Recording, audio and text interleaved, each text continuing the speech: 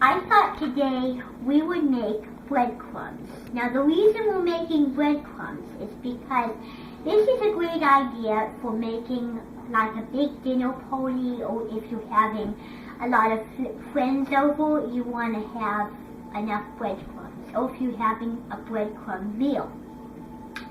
Now, for the bread choices, you can use any bread that you think is really healthy for you, but I'm going to remind you not to use any bread that is not healthy or too overpowering, because we don't want people to eat the breadcrumbs and then gag on it because it's too garlicky for them or overpowering. So today I am using hot dog buns, but you can use any bread. You can use French bread, ciabatta bread, you know, the bread with the floury top with a lot of holes. Now, it's up to you. It's a piacere, whatever you like or how much you like. So I am using hot dog buns because that's what is available in my grocery store. Now, this is a hot dog bun I put on a little plate with some crumb oil and some gazelle on. Now, we're going to cut the bread this way. The reason why we're going to have it this way is it provides enough for our spice meal here, which I'm going to show you a little later once the bread is baked. So, we're going to cut small slices. The reason why we want to cut small slices is because we want to have enough. The bigger, the less bread you have. We're going to cut the end off.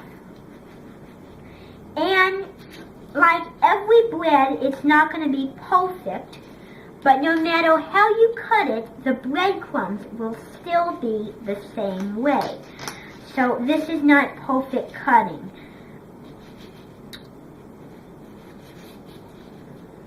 But we're going to just cut the bread into about 5 slices in total.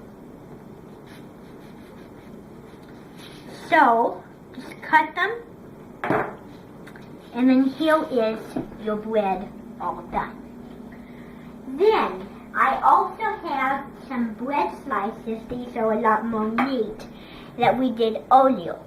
So what we're going to do is we're going to put, we're going to dump, well, I don't want to dump. So we're going to put all of our slices into the oven, because if you dump, some will go overboard. Now, before we put them in the oven, I will advise you that there are 2 ways of making the bread hold before you bake the bread.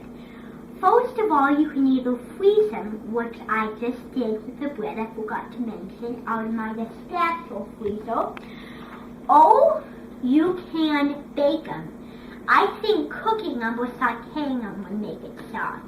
If you cook something, it makes it more soft and easier to deal with. Who agrees? Now we're going to take both plates over to the oven. Now come along with me, because we are going to just put the slices on. Now we're going to put oven mitts on, because if you don't put oven mitts on before you put something in the oven, you will burn your hand and get a nice little terrible shock on your hand. So make sure you always put oven mitts on, no matter what the process. Now, we need to open the oven, excuse me,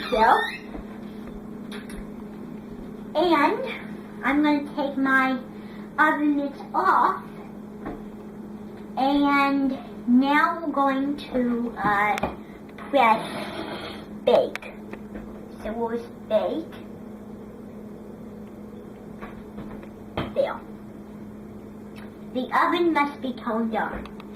So now we're going to put our oven mitts back on and put all of the scrumptious soapy wood, or the bread rather, it looks like soapy wood, doesn't it? And we're going to take this plate, try not to spill, put it in the oven. This is going to bake about 1 hour.